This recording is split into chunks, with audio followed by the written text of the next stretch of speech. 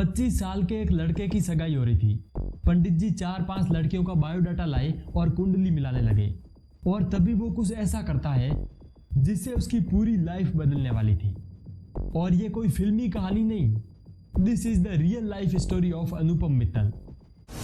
जो जी जान लगा के जुनून और जिज्ञासा से जायदाद बनाए उसी को एंटरप्रेन्योर कहते हैं। हमने इंटरनेट कंपनी तब शुरू की जब इंटरनेट ही नहीं था। अनुपम मित्तल का जन्म 1974 में मुंबई में हुआ। उनके फादर अपना खुद का बिजनेस करते थे और छोटी उम्र से ही वो अपने फादर का बिजनेस संभालने लगे। अपने होम टाउन से स्कूलिंग करने के बाद अनुपम ने सेंट जेवियर्स कॉलेज मुंबई से बीटेक किया और उसके बाद यूरोप जाकर कॉटन का बिजनेस स्टार्ट कर दिया। लेकिन यूरोप में बहुत नुकसान होने के बाद अनुपम यूरोप से अमेरिका चले गए और वहां पर फिर से ग्रेजुएशन करी और एमबीए की डिग्री भी। उस वक्त पूरी दुनिया में इंटरनेट का बूम चल रहा था और .com का क्रेज तेजी से फैलने लगा था। इस अपॉर्चुनिटी का फायदा देखकर अनुपम अलग अलग बिजनेस ट्राई करने लगे और उस टाइम स्टॉक्स और शेयर खरीदे और अच्छे प्रॉफिट में बेच दिए। ये वो वक्त था जब इंडिया में किसी को स्टॉक्स का एस भी नहीं पता था। लेकिन वक्त बदलता है और 2001 में इम्प्लोइजन होने लगा क्योंकि इंटरनेट फैलने के कारण बहुत सारे लोगों ने इन्वेस्टमेंट को सट्टे के रूप में देखा और टेक्नोलॉजी शेयर में बहुत भारी गिरावट देखने को मिली एंड .com क्रैश्ड। इंटरनेट की सारी कंपनियां बंद हो गई और लॉस में चली गई क्योंकि अनुपम की भी इंटरनेट कंपनी थी तो उसे भी बंद करना पड़ा, प्लस उन पर बहुत सारा लोन भी आ गया था। इसे याद करते हुए अनुपम कहते हैं कि मैं जब सड़क पर भिखारियों को देखता था तो मैं सोचता था कि ये मेरे से तो बेटर कंडीशन में है, कम से कम इनके ऊपर कुछ कर्जा तो नहीं है। इतनी छोटी उम्र में अनुपम को बहुत बड़े फेलियर का सामना करना पड़ा and that was the biggest disaster of his life.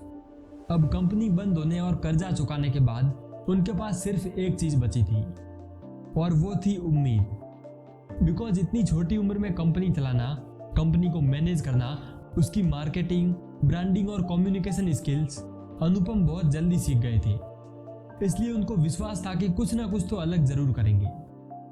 अनुपम का फेमस कोट है, विश्वास अपने आप में पैदा करो क्योंकि विश्वास के बिना आदमी 10 कदम भी नहीं चल सकता। अपने इसी पागलपन, जिद और विश्वास के दम पर अनुपम वापस इंडिया आकर अपॉर्चुनिटी ढूंढने लगे। उन्होंने देखा कि इंडिया में इंटरनेट के बारे में लोग कुछ नहीं जानते, जबकि वो जानते थे कि इंटरनेट का आने वाला फ्यूचर बहुत ब्राइट होगा। अनुपम कंज्यूमर इंटरनेट से बहुत प्रभावित हुए और इस अपॉर्चुनिटी को देखते हुए उन्होंने अपने 2 कजन के साथ मिलकर 5-10 लोगों की एक टीम बनाई और एक कंपनी स्टार्ट कर दी। उन्होंने एक वेब डेवलपमेंट कंपनी सत्यानेट सॉल्यूशंस के साथ मिलकर बिजनेस स्टार्ट किया, जिससे वो लोगों के लिए साइट बनाते थे। ये बिजनेस मॉडल बहुत जल्दी चलने लगा और अनुपम ने यहाँ से 30 लाख का रेवेन्यू जनरेट किया। लेकिन अनुपम की उम्र बढ़ने के साथ साथ उनके रिश्ते की बात भी होने लगी। इसी बीच एक दिन पंडित जी अनुपम के लिए रिश्ता लेकर आते हैं और वो उनको बायोडाटा दिखा रहे होते हैं।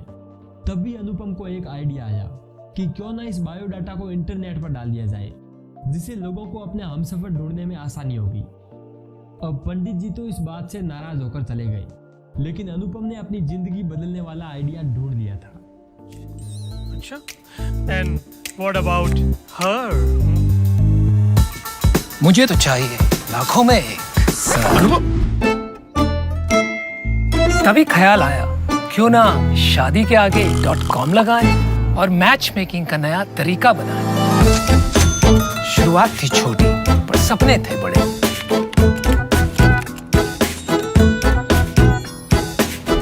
खोने को कुछ था ही नहीं तो बस चल पड़े। अब वे अपनी टीम के साथ मिलकर इस आइडिया पर रिसर्च और काम करने लगे और फाइनली बहुत मेहनत और एफर्ट के बाद अनुपम और उनकी टीम ने एक साइट बना दी जिसका नाम रखा गया सगाई.com, जो कि लोगों को अपनी शादी के लिए एक अच्छा हमसफर ढूंढने में हेल्प करती है। धीरे धीरे इस वेबसाइट पर ट्रैफिक आने लगा और ये ग्रो होने लगी, लेकिन अनुपम को अपनी वेबसाइट का नाम सगाई.com अच्छा नहीं लग रहा था, तो उन्होंने कोई अच्छे डोमेन पर रिसर्च करना स्टार्ट कर दिया। बहुत टाइम रिसर्च करने के बाद अनुपम को एक डोमेन अच्छा लगा शादी.com लेकिन वो क्या देखते हैं कि इस नाम को तो पहले ही किसी ने ले रखा था।